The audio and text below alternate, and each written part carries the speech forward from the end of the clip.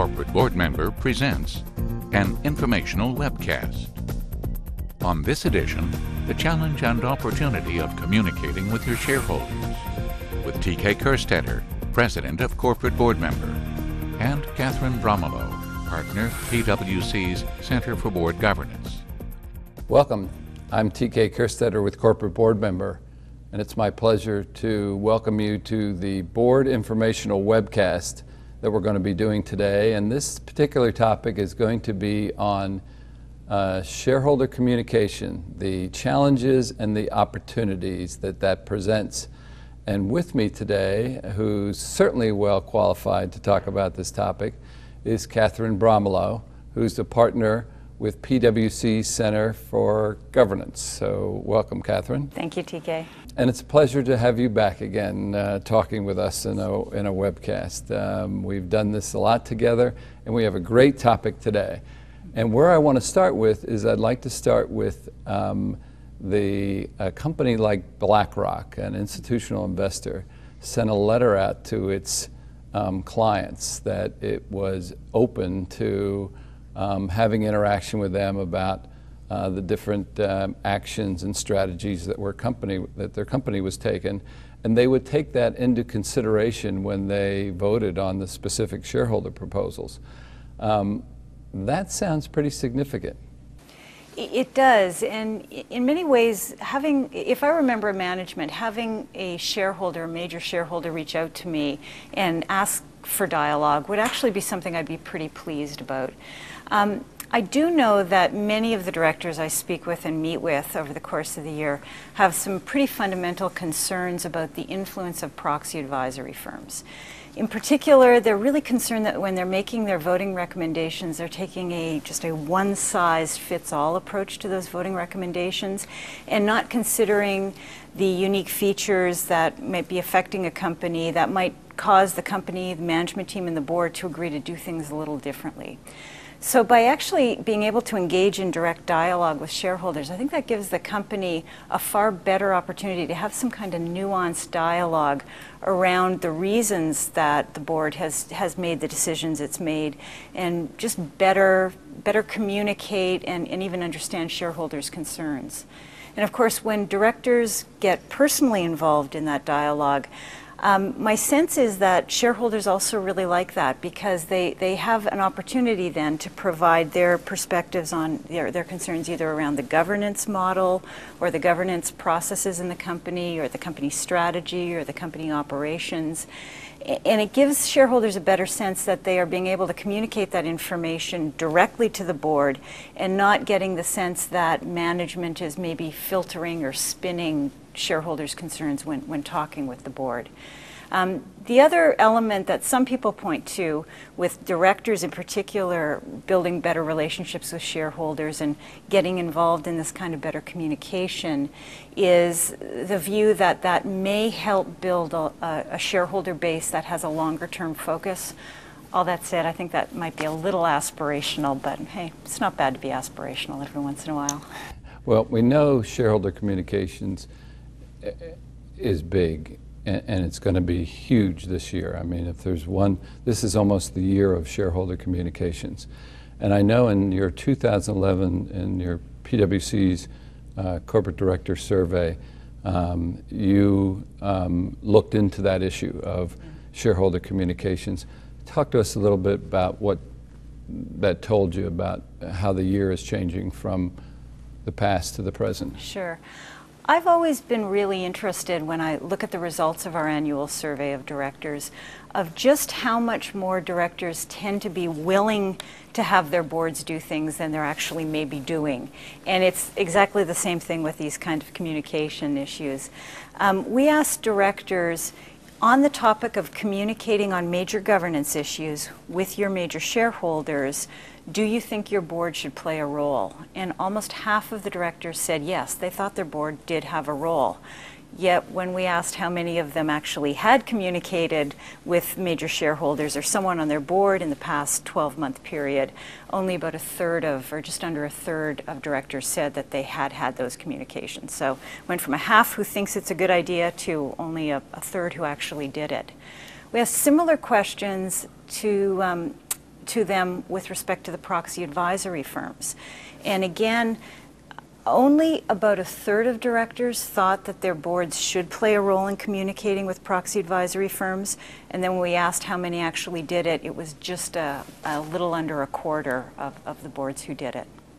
There was another study that was recently done by the Conference Board. They have a board compensation and board practices survey that they do annually. And they also looked at this topic, and I think that, if I'm correct, they showed about 25% of companies had sort of a formal policy for dealing with director shareholder. So that means that you have 75% of companies out there that really haven't dealt with the issue formally. Yeah, and when we looked at what those director shareholder communication policies should be, there are probably a handful of things that they should contain, but probably the three top elements are an understanding, and the first two are very interrelated, an understanding of what topics you might even want to, in the first place, be communicating with your shareholders about,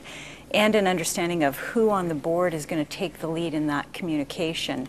And I see those as very interrelated because, for example, if the topic that your shareholders really want to talk about is executive compensation, that's probably going to be the comp committee chair, versus other topics, maybe the lead director or the chair of your nom-gov committee. So those are the two first things, you know, who on the board is going to take the lead and what are the topics going to be. But the third element is, who are you willing to communicate with as a board? And it's just easy to say major shareholders, but when we've spoken with directors who've had interactions with major shareholders, what we find is that they tend to have those interactions with the portfolio managers and not necessarily with the governance people or the people who are making the voting decisions. So I think for directors, that's probably an important element to consider. Now, having a policy like that is probably really important if you are having those dialogues with your shareholders or planning to, but it can also be important if you're not. And we've seen some policies where the policy, there's a formal policy and it just basically says, the directors won't be talking about the company, we'll leave that to the company shareholder. And that way there's just no misunderstanding.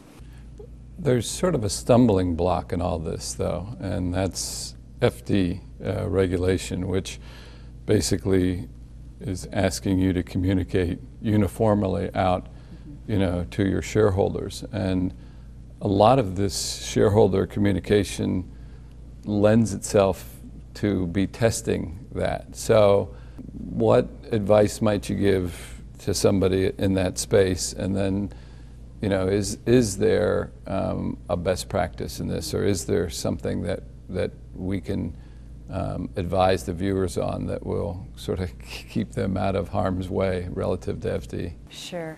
Well, fair disclosure, it always comes up as a concern when anyone's talking about board communications or even individual company communications with shareholders, because nobody wants to be in the position of inadvertently providing material information to a selective shareholder.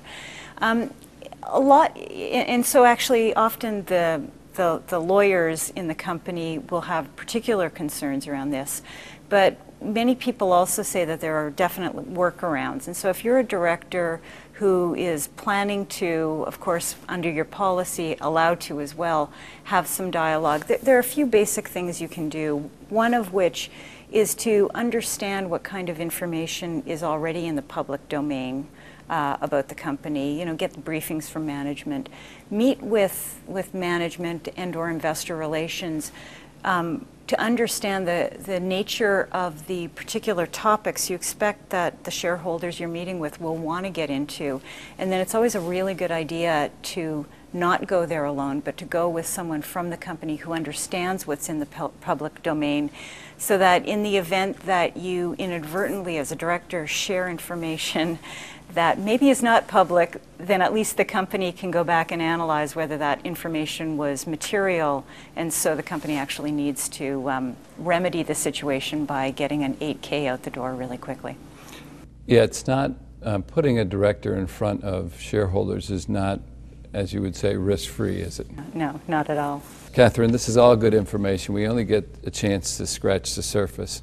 Again, I think you and I will anoint this as the year of shareholder communication, see if that rings true across. But just in a close, if I were to ask you what should a viewer sort of take away, from this topic of shareholder communications in our discussion, what would you tell them?